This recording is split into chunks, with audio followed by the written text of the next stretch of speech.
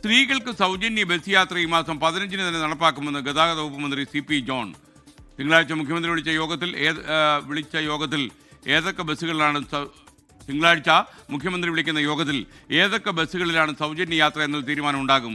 വാഹന മോഡിഫിക്കേഷനിൽ മന്ത്രിതല ചർച്ചകൾ നടന്നിട്ടില്ല. മോഡിഫിക്കേഷന് വേണ്ടി സൈലൻസർ ഊരി വെച്ചു പോകുന്നത് അനുവദിക്കാൻ കഴിയില്ലെന്നും CP ജോൺ. വനിതകൾക്ക് കൊടുക്കാനുള്ള അവർ കയറുമ്പോൾ ഒരു ടിക്കറ്റ് കൊടുക്കണമല്ലോ, 0. ടെക്നിക്കൽ വർക്കുകളൊക്കെ ചെയ്തുകൊണ്ടിരിക്കുകയാണ്. ഇപ്പോൾ 8-ാം തീയതി മുഖ്യമന്ത്രി അതുമായി ബന്ധപ്പെട്ട ഇന്റേണൽ മീറ്റിംഗ് നടക്കുന്നുണ്ട്. 15-ാം തീയതി നടപ്പാവും. അത് മോഡിഫിക്കേഷൻ അപകടകരമല്ലാതിരിക്കണം, അതിനെക്കുറിച്ച് ഞങ്ങൾ ഒരു മിനിസ്റ്റർ ലെവലിൽ അതിന് ചർച്ച നടത്തിയിട്ടില്ല. മോഡിഫിക്കേഷൻ കൊണ്ട് സൈലൻസർ ഊരി വെച്ച് പോകാൻ പറ്റില്ല. കാരണം സൗണ്ട് ഒരു വലിയ പൊള്യൂട്ടൻ്റാണ്. ഈ ശബ്ദം ഉണ്ടാക്കാതെ ഒരു മെഷീന് പ്രവർത്തിക്കാൻ കഴിയില്ല. അപ്പോൾ ഈ ശബ്ദം എന്നുള്ളതൊരു വലിയ പ്രശ്നമാണ്.